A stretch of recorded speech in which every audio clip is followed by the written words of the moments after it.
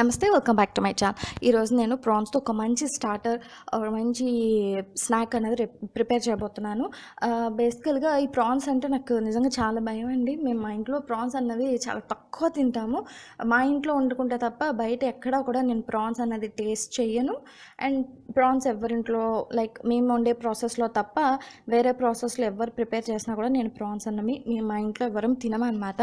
Because ప్రాన్స్కి infection వింటారు. ప్రాన్స్లో infection అన్నది చాలా ఎక్కువ ఉంటుంది. దాన్ని కరెక్ట్ వేలో వండకపోతే ఒక్కొక్కసారి మనకి చాలా ప్రాబ్లం చేస్తాయి అనమాట. సో ఈరోజు మన రెసిపీ వచ్చేసి ప్రాన్స్ పకోడీ. అది ఎలా ప్రిపేర్ చేస్తున్నాం అన్నది ఇప్పుడు చూపిస్తున్నాను. సో నేను ఇక్కడ ఒక మిక్సింగ్ బౌల్ తీసుకున్నాను. దాంట్లో కొంచెం అంతా బియ్యపిండి అండ్ 1 స్పూన్, ఎంత బియ్యపిండి ఎంత తీసుకున్నామో అంత నేను శనగపిండి తీసుకున్నాను. అండ్ దాంతోపాటు కొంచెం అంతా కొత్తిమీర కూడా యాడ్ చేసుకుంటున్నాను. ప్రాన్స్ వండుకునేటప్పుడు చాలా జాగ్రత్తగా ఉండాలండి. మనకి ఎప్పుడు ఏం అవ్వలేదు కదా అనుకోవద్దు, కానీ ప్రాన్స్లో ఇన్ఫెక్షన్ శాతం అన్నది చాలా ఎక్కువ ఉంటుంది.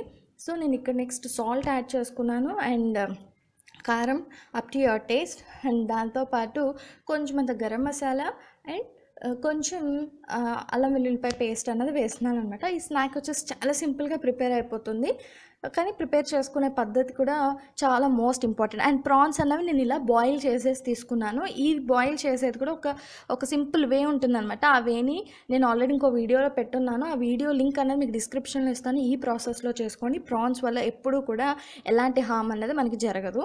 సో వాటిని కొంచెం అంత వాటర్ యాడ్ చేసుకొని నేను ఇప్పుడు మిక్స్ చేసుకుంటున్నాను. ఇది చాలా పొడి పొడిగా ఉండాలన్నమాట.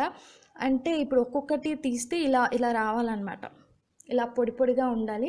ఆనియన్ పకోడా అలా వేసినట్టు ముద్దగా ఉండకూడదు అనమాట. ఇలా మనం ఇలా ఆయిల్లో వేసినప్పుడు అది ఒక్కొక్కటిగా సెపరేట్గా రావాలి. సో నేను ప్రాన్స్ అన్నవి ఆయిల్లో వేసి డీప్ ఫ్రై చేసుకుంటున్నాను. ఈ రెసిపీ చాలా డిఫరెంట్గా, చాలా ఈజీగా, చాలా టేస్టీగా చేసుకోవచ్చు అనమాట.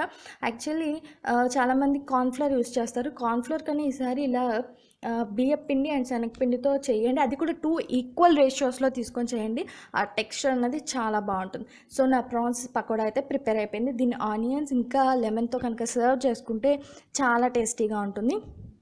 అంటే దీన్ని పచ్చి ప్రాన్స్తో, రా ప్రాన్స్తో కూడా చేసుకోవచ్చు. అలాగే మ్యాక్సిమం 80% ఆఫ్ ద పీపుల్ అలాగే చేసుకుంటారు. బట్ నాకేంటంటే ఇంతకుముందు చెప్పినట్టు దీంట్లో ఇన్ఫెక్షన్ శాతం చాలా ఎక్కువ ఉంటుంది కాబట్టి నేనైతే ఉడకపెట్టుకొని ఉంచుకుంటాను వాటిని. ఒక 3-4 డేస్ అవి ఉంటాయి ఉడకపెట్టేసుకొని మనం అలా స్టోర్ చేసుకోవచ్చు అనమాట.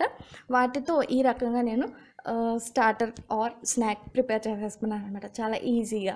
సో ఈ రెసిపీ కనుక మీకు నచ్చినట్టయితే please subscribe to our channel and please follow us on Instagram. The name of Vantinti Chefs Kana. That's all for today. Signing off by Vantinti Chefs Kana.